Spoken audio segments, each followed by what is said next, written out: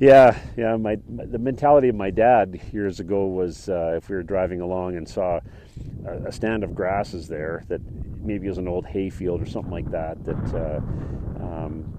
didn't get cut or they got underutilized, my dad would say, "Oh, look at that grass there, just being wasted."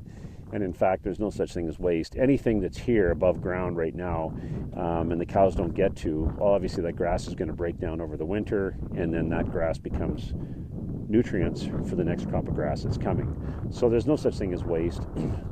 All this dead plant material you see here it's full of nutrients, and as they get trampled and pushed down into that existing or that upcoming crop, they're going to provide nutrients, shading, and everything else to keep the soils moist and cool, and they're going to do what they're supposed to do, which is protect the next crop of grass coming.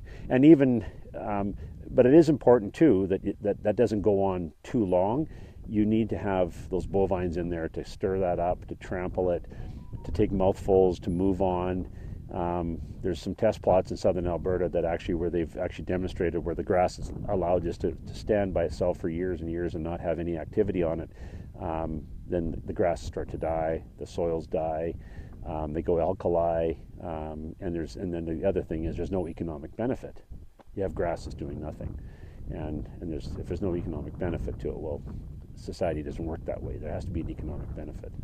So, but it's an interesting plot that they've shown that grass needs that trampling. It needs to be clipped. There needs to be nutrients recycled on that property. And if it doesn't have that, then the grasses will die. So will the soil. Yeah, we go alkali. We don't have alkali here, but in parts of southern Alberta they sure do. I shouldn't say we don't have it, but it doesn't show up here. But in places it can.